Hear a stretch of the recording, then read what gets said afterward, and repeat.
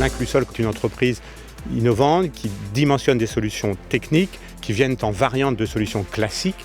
Par son ADN, en effet, l'entreprise a un certain nombre de techniques qui lui sont propres, de brevets. Les ingénieurs dans l'entreprise ont l'habitude d'aller vers des solutions techniques innovantes. Et donc on a commencé à réfléchir il y a quelque temps sur la nécessité de travailler sur le béton bas carbone.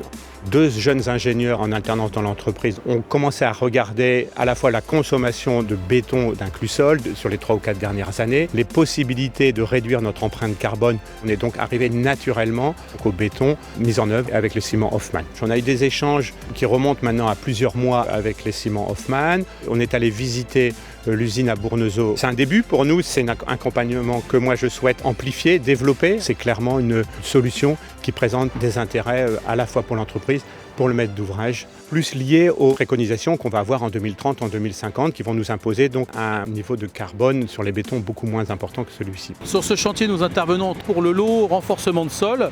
Donc sur ce projet pour l'extension d'un bâtiment, le renforcement de sol est fait à l'aide d'une foreuse type pieux. C'est un principe d'injection par arrière creuse avec des équipements en refoulement. Le sol est amélioré à la descente de l'outil en compactage, puis on substitue en remontant en introduisant du béton par la pompe à béton. Nous sommes sur une formulation C1620 de type S4 en X0. Donc on a demandé à la société Hoffmann de se rapprocher d'un bétonnier, d'un partenaire, afin d'avoir une formule équivalente. Il y a forcément des inquiétudes quand on utilise un nouveau ciment, d'où ma présence, afin de voir avec le fournisseur de béton et le représentant de Hoffmann si le comportement était correct. Et on constate que les rhéologies ne changent pas par rapport à un ciment classique et carboné. On peut considérer que l'essai est réussi.